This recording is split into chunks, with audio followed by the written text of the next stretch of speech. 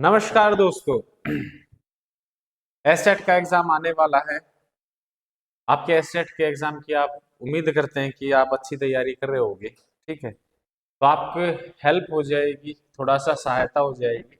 उसके लिए हम क्या लेके आए भाई, प्रीवियस ईयर पेपर लेके आए हैं। ये एसटेट का 2020 का टीजीटी लेवल का पेपर था। उसमें जो मैथ्स आया है, मैं आपको सारे प्रीवियस ईयर जो पेपर आए हैं उन सारे पेपर्स के आपको क्वेश्चंस करा देता हूँ भाई, मैथ्स के। ठीक है, इसमें पहला क्वेश्चन है भी, क्या कह रहा है पहला क्वेश्चन। अगर आप क्वेश्चन को पढ़ोगे, पहले क्वेश्चन को पढ़ ही लेते हैं भाई। ठीक है, पहले क्वेश्चन को पढ़ लेते हैं। क्वेश्चन क्या कह रहा है, the average marks obtained by 150 candidates are 35 if the average marks of past candidates were 39 and that of the failed candidates were 15, find the number of candidates who passed the examination। जब भी ऐसी condition आती है, ठीक है, average topic का ये question है। ठीक है, जब भी आपको ऐसी कंडीशन दी होती है जिसमें क्या हो, एक पर्टिकुलर कंडीशन दी हो ए, एक पर्टिकुलर कंडीशन दी हो बी, फिर इन दोनों को मिलाकर एक कंबाइंड कंडीशन दी हो, जब भी ऐसी सिचुएशन आती है, ऐसे सिचुएशन को कैसे सॉल्व करते हैं वो देखेंगे। ये बड़ा ही महत्वपूर्ण, बड़ा ही इंपॉर्टेंट क्वेश्चन है, अक्सर आपके पेपर में देखने को मिलता है। इससे मिलते जुलते जो क्वेश्चंस है फिर हम उनको भी करेंगे। ठीक है, तो जो इसमें पास कैंडिडेट हैं भाई, वो कितने, उनके मार्क्स कितने हैं भाई, 39 है। जो फेल्ड कैंडिडेट हैं भाई, उनके कितने हैं, 15 मार्क्स है। दोनों के कंबाइंड सभी स्टूडेंट्स के जो एवरेज मार्क्स हैं वो कितने हैं भाई, 35। यहाँ से ये क्या है, ये क्या है, मार्क्स। ये क्या थे भाई, मार्क्स। और जो रेशियो निकल के आएगा आपका, वो क्या निकल के आएगा भाई, वो स्टूडेंट्स का निकल के आएगा। ठीक है, तो जो पास स्टूडेंट हैं वो कितने होंगे भाई, यहाँ पे 35 में से हम क्या करेंगे, 15 को माइनस करेंगे। एक बात हमेशा ध्यान रखना, जो ये बीच का नंबर होगा, जो सभी का एवरेज है, इस नंबर की खास बात ये है कि ये एक नंबर से क्या होगा, छोटा होगा, और एक नंबर से क्या होगा भाई, बड़ा होगा। ये चीज तभी लागू होती है, और जब भी एवरेज का क्वेश्चन होगा ऐसी कंडीशन बनेगी, तो ये कंडीशन हमेशा ही बनेगी। ठीक है, तो बड़े में से आपको छोटे को माइनस करना है। 35 में से 15 को माइनस करेंगे, क्या आएगा अभी, 20 आएगा। फिर 39 में से 35 को माइनस करेंगे तो क्या आएगा अभी, 4 आएगा। ठीक है, इनको सिंप्लीफाई करेंगे तो क्या बनेगा अभी, 5:1। यानी जो पास स्टूडेंट है और फेल स्टूडेंट है, ठीक है, पास स्टूडेंट और फेल स्टूडेंट है, इनका रेशो क्या है अभी, 5:। टोटल स्टूडेंट कितने दे रखे हैं भाई, 150 दे रखे हैं। तो इनका टोटल करेंगे कितना आएगा अभी, 6 रेशो आ जाएगी, कितनी, 150। यहाँ से एक रेशो आर की वैल्यू कितनी आ जाएगी भाई, 25। अब आपसे पूछा क्या उसने, who number of candidates who have pass the exam. जो पास कैंडिडेट थे, जो आपके पास क्या थे, पास कैंडिडेट थे, वो कितने रेशो थे भाई, 5 रेशो। आर की वैल्यू कितनी आई है, 25 आई है। तो 5 आर की वैल्यू कितनी आ जाएगी भाई, 25 से मल्टीप्लाई करेंगे हम, कितना आएगा, 150 आएगा। कितना आएगा, 150 आएगा। आप अपने आंसर तक पहुंच चुके हैं। मैं दोबारा बता देता हूं आपको, एवरेज में अक्सर जो क्वेश्चन आपके पेपर में आता है वो इसी कंडीशन बेस पे आता है, जिसमें क्या है, आपको क्या दिया होगा, नंबर 1 कंडीशन दी होगी, फिर नंबर 2 कंडीशन, दो कोई कंडीशन दी होंगी, फिर एक कंडीशन दी होगी जो उन दोनों को मिलाकर, यानी सभी कंडीशंस के लिए दी होगी। ठीक है, एवरेज कंडीशन। ठीक है, इसको कैसे सॉल्व करती है आपने देख लिया। जब भी आपके एग्जाम में ऐसा क्वेश्चन आए, आप उसको चुटकियों में कर सकते हैं। ठीक है, अगले क्वेश्चन की तरफ बढ़ते हैं अभी। अगला क्वेश्चन क्या कहता है, सिंप्लीफिकेशन से अभी, वो कहता है ए की power x is equal to B, B की power y is equal to C, C की power z is equal to A, find the value of x y z। ऐसे कंडीशंस में क्या होता है भाई, जब भी ऐसे क्वेश्चन होते हैं, आप क्वेश्चन को ध्यान से देखेंगे, क्वेश्चन में क्या होगा, क्वेश्चन में इंटर रिलेटेड चीजें दी हैं। इंटर रिलेटेड चीजें कैसे हैं भाई, जैसे यहाँ पे आप देख सकते हैं उसने क्या दिया है, a की पावर x, a की पावर क्या है भाई, x है, a की power x is equal to क्या दिया आपको, b दिया है। अब इसकी वैल्यू b दे दी। अब इस b का या a का अगली कड़ी में फिर कहीं ना कहीं यूज किया होगा, उसने अगले उसमें दिया, क्या दिया भाई, b की power y is equal to c। ठीक है, फिर दिया c की power z is equal to a। अगर आप यहाँ ध्यान से देखें, इंटर रिलेटेड कैसी चीजें है भाई, ए की वैल्यू उसने किसकी फॉर्म में दी, बी की, फिर क्या किया, बी को यूज कर लिया, फिर बी की वैल्यू दी सी की फॉर्म में और फिर क्या किया, सी को यूज कर लिया। ठीक है, ऐसे क्वेश्चन में कुछ नहीं करना आपको, किसी भी एक सिरे से इनके रिलेशन को पकड़ लेना और सारे टर्म्स को ए की फॉर्म में चेंज करना है। कैसे, अब ए की वैल्यू क्या दे रखी है भाई, सी की पावर जेड, सी की पावर जेड दे रखी है भाई, हम यहां से देख सकते हैं सी को क्या लिख सकते हैं, बी की पावर वाई, बी की पावर वाई लिख दिया मैंने, ऊपर क्या दे रखा था जेड इज इक्वल टू ए।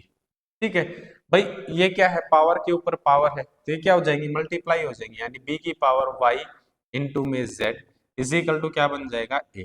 ठीक है, अब आपको बी की वैल्यू भी दे रखी है भाई, बी की वैल्यू सब्स्टिट्यूट कर सकते हो आप, बी की वैल्यू क्या है, ए की पावर एक्स, बी को लिख दिया मैंने, और पावर क्या थी भी, y z is equal to में ए। ठीक है, अब फिर क्या होंगे, मल्टीप्लाई हो जाएंगे, यानी ए की पावर एक्स वाई और जेड, ये क्या आ जाएगी भी, ए, ए यानी इसकी पावर क्या है 1, तो यहाँ बेस दोनों के सेम है तो आप पता कर सकते हैं भाई यहाँ से क्या आएगी, एक्स वाई जेड की वैल्यू क्या आई है भाई 1। जब भी ऐसे क्वेश्चन दिए होंगे आपको, आपको ये देखना भी वो इंटरलिंक्ड होंगे, क्या होंगे, इंटरलिंक्ड होंगे, अगली लाइन में, अगली इंफॉर्मेशन में पहले वाले इंफॉर्मेशन का जहां भी यूज है उसको चेन सिस्टम की तरह यूज किया उसने, तो आपको भी क्या करना है, कुछ नहीं, सिर्फ वैल्यू को सब्स्टिट्यूट करते हुए एक सिरे से दूसरे सिरे की तरफ पहुंचना, आप अपने आंसर तक पहुंच जाओगे। ठीक है, अगले क्वेश्चन को देखते हैं। अगला क्वेश्चन बड़ा ही मजेदार क्वेश्चन है, बहुत कंफ्यूजिंग क्वेश्चन भी है, मजेदार इसलिए है क्योंकि इजी है भाई, आपका नंबर पक्का करेगा, और कंफ्यूजिंग इसलिए है कि आसान क्वेश्चन ही आपके पेपर में गलत होते हैं। अब यहाँ पे क्या दिया है, उसने नंबर दिए 4 5 6 15 और 18। इन नंबर्स का उसने क्या पूछा है अभी, find the smallest perfect square number which is exactly divisible by 4 5 6 15 and 18। ठीक है, अब इसमें आपको क्या करना है अभी, पहले हम लेंगे इसका क्या, एलसीएम लेंगे, क्योंकि एलसीएम से हमारे पास क्या आ जाएगा अभी, वो स्मॉलेस्ट नंबर आएगा जो इन सारे नंबरों से क्या होगा, डिवाइड होगा। अब हम क्या सोचते हैं जनरली, जब ये क्वेश्चन हमारे सामने आता है, क्वेश्चन पढ़ के हमें ये लगता है कि भाई हम एलसीएम निकाल लेंगे, वो डिवाइड होने वाला सबसे छोटा नंबर है, और फिर क्या है उसका स्क्वायर निकाल देंगे तो वो क्या होगा, सबसे छोटा स्क्वायर नंबर होगा जो इससे डिवाइड होगा, जो कि बिल्कुल गलत है। कैसे गलत है वो अभी पता चलेगा अभी आपको। आप क्या करते हैं, अभी नंबर लिख लेते हैं 4 5 6 15 और 18। ठीक है, इसको किससे करेंगे भाई, 2 से करेंगे, 2 से डिवाइड करेंगे तो क्या आएगा, 2 5 3 15 और 9। इसकी क्या कंडीशन होती है कि जो नंबर डिवाइड होते हैं वो आपको डिवाइड करने हैं, और जो नंबर डिवाइड नहीं होते वो आपको एज इट इज सेम लिखने होते हैं। तो अब यहाँ पे कोई नंबर है जो 2 से डिवाइड हो रहा है, बिल्कुल है, तो ये क्या बनेगा भाई, 1 5 3 15 और 9। सॉरी ये क्या था भाई, यहाँ 9 था, गलत लिखा गया। ठीक है, यहाँ पे क्या था, नंबर 9, 18 को 2 से डिवाइड करेंगे क्या आएगा, 9 आएगा। अब यहाँ पे कोई नंबर नहीं है जो 2 से डिवाइड हो रहा है, तो आप क्या करेंगे, अगले नंबर 3 से डिवाइड करेंगे, क्या आएगा, 1 5 1 5 और 3। फिर एक नंबर है जो 3 से डिवाइड होता है, फिर 3 से कर दो तो क्या आएगा, 1 5 1 5 और 1। अब 3 से कोई नंबर डिवाइड नहीं हो रहा, तो हम नेक्स्ट नंबर की तरफ बढ़ेंगे, और नेक्स्ट नंबर जिससे डिवाइड होते हैं वो कौन सा है भाई, 5।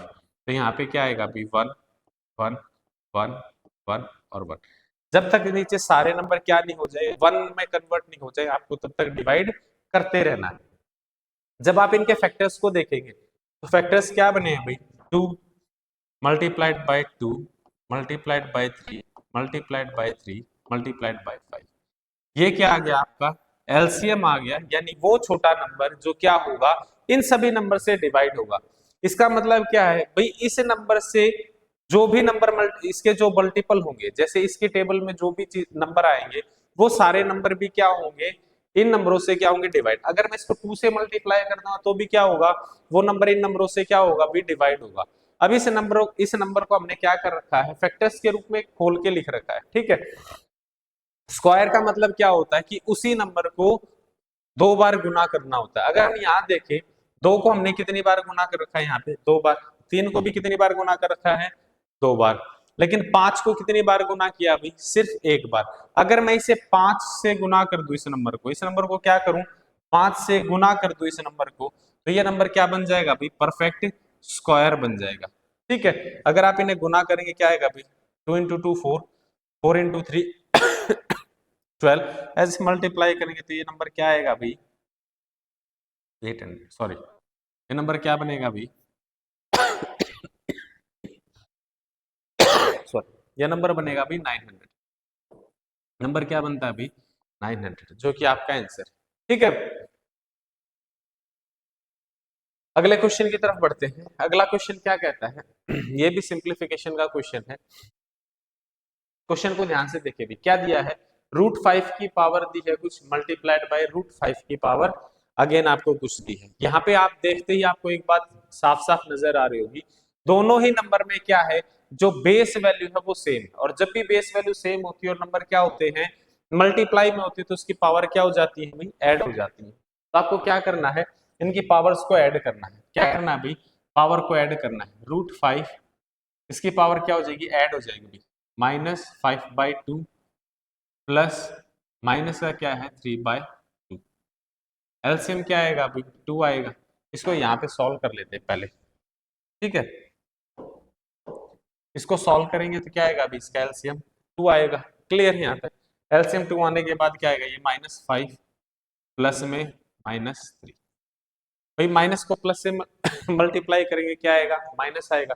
तो -5 और -3 क्या बन जाएगा? -8/2, जिसको क्या लिख सकते हैं भाई? -4। तो यहाँ से अपने पास क्या आ गया अभी? √5 की पावर -4। माइनस को हटाएंगे तो क्या आएगा अभी? ये फ्रैक्शन में चली जाएगी। अब इसकी पावर 4 करेंगे, यानी इसको 4 बार गुना करेंगे। पावर 4 का मतलब क्या है? इसको कितनी बार गुना करना है हमें? 4 बार गुना करना है भाई। कितनी बार गुना करना है? 4 बार गुना करेंगे, यानी 1/√5 इंटू 1/√5 इंटू में 1/√5 इंटू में 1/√5।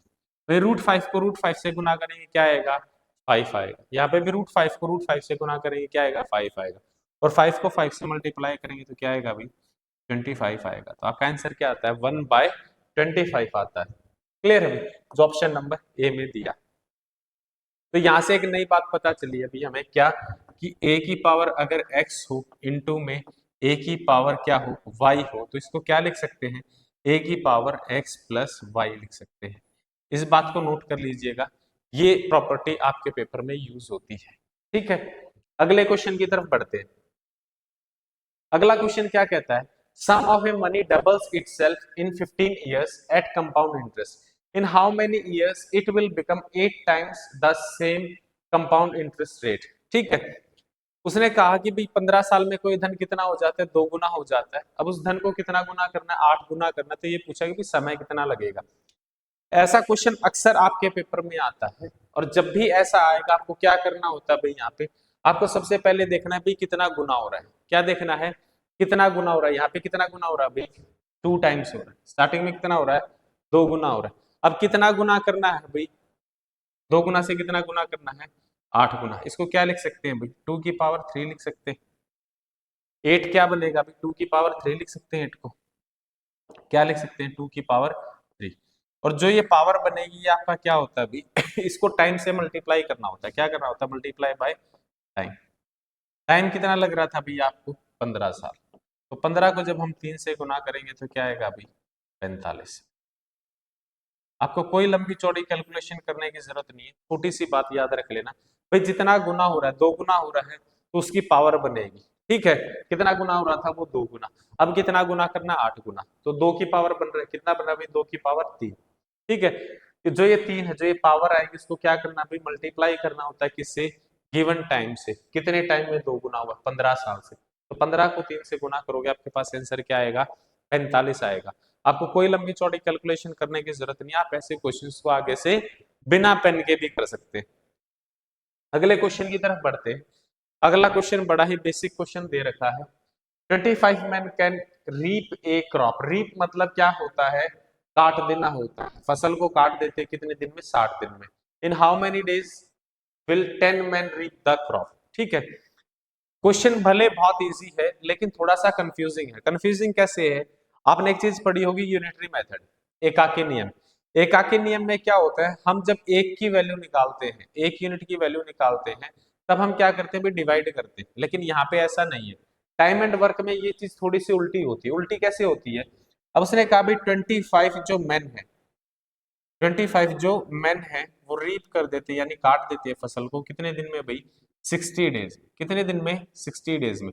जब हम एक मैन की वैल्यू निकालेंगे भाई, एक आदमी कितने में काटेगा, हम हड़बड़ी में जल्दी में क्या करते हैं, जो हमने एकाकी नियम पढ़ा हम वही लगा देते हैं और हम क्या लिख देते हैं भाई, 60/25। जैसे आप 60/25 लिखते हैं, आपका क्वेश्चन क्या हो जाता है भाई, आपका क्वेश्चन हो जाता है गलत। यहाँ पे एक कॉमन सेंस है, क्या है भी, अगर 25 आदमी कितने दिन में काट रहे हैं, 60 दिन में, तो एक आदमी को कम समय लगेगा या ज्यादा समय लगेगा भाई, ज्यादा समय लगेगा। और ज्यादा के लिए हम क्या करेंगे भाई, मल्टीप्लाई। तो एक आदमी को कितना समय लगेगा, 60 × 25। अब पूछा कितने का भाई, 10 मैन का, तो 10 से डिवाइड कर देंगे। 10 से डिवाइड करने के बाद आंसर आपका क्या आएगा भाई, 25 × 6, 150 डेज आएगा। कितना आएगा, 150 डेज। क्लियर है भाई? जो कि ऑप्शन नंबर डी में बैठा है। समझ आई आपको बातें? तो यहाँ पे भी इस क्वेश्चन में भी क्या है, एक इंपॉर्टेंट बात है जो नोट करने लायक है। जब भी आप टाइम एंड वर्क में क्या करेंगे, वन मैन का, एक आदमी का काम निकालेंगे, तब क्या होगा भाई, तब आपको क्या करना है, मल्टीप्लाई करना है। अगले क्वेश्चन की तरफ बढ़ते हैं। अगला क्वेश्चन क्या कहता है, x plus 1/x is equal to 5. What is the value of x cube plus 1/x cube? अगर आपने और भी वीडियोस देखे हैं, शॉर्ट्स देखे हैं, तो उसमें ये क्वेश्चन कराया हमने भी। यहाँ पे सीधी प्रॉपर्टी यूज हो रही है। कौन सी प्रॉपर्टी यूज हो रही है? यहाँ पे प्रॉपर्टी यूज होती है a plus b whole cube. a plus b whole cube को क्या लिख सकते हैं भाई, a cube plus b cube plus 3ab into a plus b. आपको कुछ नहीं करना, ये डायरेक्ट प्रॉपर्टी यूज होती है। ठीक है, यहाँ पे क्या दिया भाई, x प्लस 1/x, x को क्या मान लेते हैं a, और 1/x को क्या मान लेते हैं b। ठीक है, तो क्यूबिंग बोथ साइड में क्या आएगा भाई, x प्लस 1/x की क्यूब इज इक्वल टू 5 की क्यूब। 5 यहाँ क्या बनेगा भाई, a क्यूब यानी x प्लस में b क्यूब यानी 1/x की क्यूब प्लस में ए बी यानी x इंटू में 1/x, ब्रैकेट में क्या आएगा भाई, x plus 1/x is equal to 5 का क्यूब क्या आएगा भाई, 125। यहाँ x से क्या होगा भाई, x सिंप्लीफाई हो जाएगा, तो क्या आएगा भाई, x की क्यूब प्लस 1/x की क्यूब प्लस में 3, x प्लस 1/x की वैल्यू क्या है भाई, 5 इज इक्वल टू 125। तो यहाँ से x cube plus 1/x cube की वैल्यू क्या आ जाएगी भाई, 125 माइनस में 15, तो ये कितनी बनेगी, 110। ठीक है, ये मैंने आपको कंप्लीट लिख के दिखाया भाई, स्टेप बाय स्टेप। लेकिन आपको एग्जाम में इतना लिख के नहीं करना, आपको डायरेक्ट पता होना चाहिए इसमें क्या है। जो फर्स्ट स्टेप बनेगी क्या होगा, फर्स्ट स्टेप बनेगी, हमने ऐसे ही पढ़ा था उसमें। स्टेप 1 क्या करना है, क्यूब। स्टेप 1 क्या करना है, क्यूब। ठीक है, सेकंड स्टेप क्या करना है, स्टेप 2। ठीक है, स्टेप 2 में हमें क्या करना है भाई, इस क्यूब में से क्या करना है भाई, इस क्यूब में से माइनस करना है 3 of value of a plus b। ठीक है, a और b आपको दे रखे होंगे, इसकी 3 टाइम्स वैल्यू करके आपको क्या करनी है, क्यूब में से माइनस करनी है, आपका डायरेक्ट आंसर आ जाएगा। आप इन चीजों को क्या करिए, नोट कर लीजिए। अभी आपको आपके एग्जाम में क्या नहीं करना, वो डायरेक्ट इतने स्टेप लिख के आपको सॉल्यूशन नहीं करना, आपको ये 2 स्टेप फॉलो करने और आपका डायरेक्ट क्या आ जाएगा, आपके पास आंसर आ जाएगा। अगले क्वेश्चन की तरफ बढ़ते हैं। हर क्वेश्चन में क्या है, हम कुछ ना कुछ कॉन्सेप्ट सीख रहे हैं, आपको ये कॉन्सेप्ट ध्यान में रखने हैं। अगर आपके पास कॉपी पेन है, कॉपी पेन लेके बैठिए, अगर नहीं है तो कॉपी पेन लेके बैठिए। उसमें क्या करिए, जितने भी ये कॉन्सेप्ट यूज हो रहे हैं मैं आपको बता रहा हूँ, आपको क्या करने हैं, लिख के रखने हैं और उनके ऊपर काम करना है। ठीक है, ये बड़ा इंटरेस्टिंग क्वेश्चन है। इंटरेस्टिंग क्वेश्चन कैसे है, आप यहाँ ध्यान से देखिए, क्या दिया है, 8 + 2 दिया है। हर बार क्या आ रहा है 8+2 8+2 8+2 8+2, वो आपको गुमराह करने की कोशिश कर रहा है। कैसे भाई, आप 8+2 को क्या लिख सकते हैं, 8+2 क्या होता है 10, अगर आप इसको 10 लिख देंगे तो क्या होगा भाई, √10, फिर √10, फिर √10, और ये कहां तक जा रहा है भाई, इंफिनिटी तक जा रहा है। आप इस बात को भी नोट कर लीजिए, डायरेक्ट रिजल्ट आपके पेपर में आता है अभी, ठीक है। जब भी क्या हो, यहाँ पे नंबर किस में हो भाई, कुछ नहीं दे रखा, इसका मतलब क्या है, ये मल्टीप्लाई में है, किसमें है, मल्टीप्लाई में है, और नंबर ऑफ टर्म्स कहां तक गई हो, इंफिनिटी तक गई हो, जब आपका आंसर क्या होगा भाई, the number itself is your answer, जो नंबर दिया है वही आपका आंसर होता है, जो कि ऑप्शन नंबर बी में बैठा है। क्वेश्चन देखने में बड़ा मुश्किल और जटिल लग रहा है, लेकिन आंसर एकदम आपके सामने रखा, आपको पेन तक उठाने की जरूरत नहीं थी, बस आपको इतना पता होना चाहिए कि 8+2 कितना होता है भाई 8+2 10 होता है, ठीक है। अगले क्वेश्चन की तरफ बढ़ते हैं। अगला क्वेश्चन क्या कह रहा है, if each side of the square be increase by 50%, then find the percentage increase in its area. ये क्वेश्चन हम पहले कर चुके हैं मैंने आपको वीडियो में भी कराया है, परसेंटेज की जो वीडियो थी उसमें भी कराया है, और आप बार बार देख रहे हैं कि जितने भी पेपर हमने उठाए हैं, कई पेपर भी किए हैं, हर पेपर में आपको एक ऐसा क्वेश्चन देखने को मिलता है। इसके ऊपर जितने भी क्वेश्चंस हैं वो सारे क्वेश्चन मैंने आपको परसेंटेज की वीडियो में कराए हैं। अगर आप उनको डिटेल में देखना चाहते हैं तो आप उस वीडियो पे जाइए, लक्ष्य सीरीज की वीडियो पे, आपको वहां देखने को मिलेगी। हर पेपर में आप देख रहे हैं एक क्वेश्चन जरूर मिल रहा है ऐसा, ये स्क्वायर पे भी आ सकता है, ये रेक्टेंगल पे भी आ सकता है, ये सर्कल पे भी आ सकता है, ये एरिया पे भी आ सकता है, ये पैरामीटर पे भी आ सकता है। मैंने सारे क्वेश्चंस वहां पे आपको डिटेल में कराए। इस क्वेश्चन को करते हैं। इस क्वेश्चन में उसने क्या कहा भी, उसकी साइड को क्या किया जा रहा है, इंक्रीज किया जा रहा है, कितना 50%। भाई 50% का परसेंट हटाएंगे तो इसकी फ्रैक्शन वैल्यू क्या बनेगी, 1/2 बनेगी, ठीक है। परसेंट हटाएंगे तो क्या करेंगे भाई, डिवाइड बाय 100, 50/100 करेंगे तो 50/100 को क्या लिख सकते हैं, 1/2 कर सकते हैं, ठीक है। इसका मीनिंग क्या भी, जो इसकी पहले साइड है वो साइड कितनी रही होगी, 2 रही होगी, कितनी रही होगी भाई, 2 रही होगी। जो इंक्रीज हो रही है वो कितनी हो रही है भाई, 1। अब साइड कितनी है उसकी, 2, और 1 इंक्रीज होगी तो उसकी जो न्यू साइड बनेगी वो कितनी आएगी भाई, 3 आएगी। क्लियर है, पहले उसकी साइड 2 यूनिट थी, अब उसकी साइड कितनी है, 3 यूनिट है। अगर उसकी साइड 2 यूनिट है तो उसका एरिया ए स्क्वायर यानी a into A, side into side कितना आएगा, 4 आएगा, और न्यू साइड 3 इंटू 3 करेंगे तो कितना बनेगा, उसका एरिया 9 बनेगा। यानी पहले उसका एरिया 4 यूनिट था, अब उसका एरिया 9 यूनिट है। तो यहां से देख के बताइए आप कि इसका एरिया बढ़ रहा है या घट रहा है। आप देखेंगे इसका एरिया क्या हो रहा है भाई, बढ़ रहा है। कितना बढ़ रहा है, 5 यूनिट बढ़ रहा है। कितने पे बढ़ेगा, उसकी इनिशियल पे बढ़ता है, कितने पे, इनिशियल वैल्यू पे, क्योंकि पहले उसका एरिया 4 था, ठीक है। तो जो भी इंक्रीजमेंट होगी या डिक्रीज होगा वो किस पे होगा, उसकी बेस वैल्यू इनिशियल वैल्यू पे होगा, 4 पे, ठीक है। तो भाई 5 यूनिट बढ़ गया किस पे, 4 पे, और 5/4 को हम क्या लिख सकते हैं, 125%। कैसे आया ये भी मैं आपको बता देता हूँ। परसेंट में चेंज करने के लिए हम क्या करेंगे, मल्टीप्लाई बाय 100 करेंगे। जब 100 से मल्टीप्लाई करेंगे तो 4 से ये 100 कितनी बार सिंप्लीफाई होता है, 25। 25 इंटू 5 क्या आता है अभी, 125%, ठीक है। तो ऐसा क्वेश्चन आपको हर पेपर में देखने को मिला। आप किसी भी साल का कोई सा भी सेट उठा लीजिए प्रीवियस ईयर का, उसमें हर पेपर में आपको कम से कम एक क्वेश्चन ऐसा जरूर देखने को मिला है। तो आप एग्जाम देने जाए उससे पहले एक बार उस वीडियो को जरूर देखें और इन सभी क्वेश्चंस को करके जाएं। एक क्वेश्चन ये आपका बिल्कुल पक्का, ये आना ही आना है, हर साल आता है, हर सेट में आता है, ए बी सी कितने भी सेट हो, हर सेट में मिलेगा आपको और हर दिन मिलेगा। अगले क्वेश्चन की तरफ बढ़ते, बड़ा इंपॉर्टेंट क्वेश्चन था। By selling A commodity of 4,72,000 made a profit of 20%, what is the cost price। अब उसने क्या कहा, प्रॉफिट हुआ है, प्रॉफिट हुआ है यानी लाभ। लाभ कितने का हुआ है, 20% का हुआ, 20%।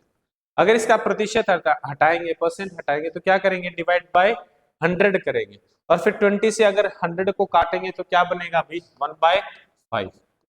क्या बनेगा, 1/5। और प्रॉफिट और लॉस है, जो लाभ और हानि होते हैं वो किस पे होते हैं, वो क्रय मूल्य पे होते हैं। आप इस बात को नोट कर लीजिए, लाभ और हानि हमेशा किस पे होते हैं, जब तक कि आपको दिया ना जाए, जब तक कि क्या नहीं हो, आपको कंडीशन दी नहीं जाए। तो नेचुरल वे में जो प्रॉफिट एंड लॉस होते हैं वो दोनों ही किस पे होते हैं, आपके कॉस्ट प्राइस पे होते हैं। किस पे होते हैं, कॉस्ट प्राइस पे होते हैं। तो यहाँ से आपका कॉस्ट प्राइस क्या निकल के आएगा अभी, 5 यूनिट। ठीक है, अब 5 रुपए में उसने कोई चीज खरीदी है, 1 रुपए का उसे क्या हुआ है, प्रॉफिट हुआ है, लॉस हुआ, प्रॉफिट दे रखा है, 1 रुपए का फायदा हुआ है, तो 1 रुपए के फायदे के बाद वो इस चीज को कितने में बेचेगा भाई, 5+1 करेंगे तो क्या आएगा 6। ये 6 क्या आ जाता है आपका, एसपी आ जाता है, सेलिंग प्राइस। ठीक है, अब ये 6 यूनिट है, इसकी आपको रियल वैल्यू दे रखी है, 6 यूनिट की वैल्यू कितनी दे रखी है उसने, 72,000, 72,000 रुपए। तो एक यूनिट की वैल्यू क्या आएगी, 6 से डिवाइड करेंगे, एक यूनिट की वैल्यू क्या आती है भाई, 12,000 आती है।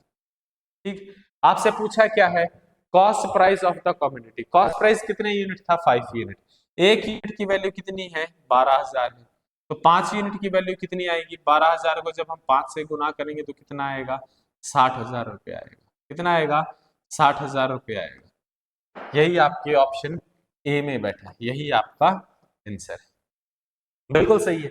इस क्वेश्चन में भी हमें एक बात देखने को मिली क्या, कि भाई जो प्रॉफिट और लॉस कोई भी चीज है दोनों में से, वो दोनों किस पे होते हैं, आपके कॉस्ट प्राइस पे होते हैं, तो बेस वैल्यू क्या होती है यहाँ पे, कॉस्ट प्राइस होती है।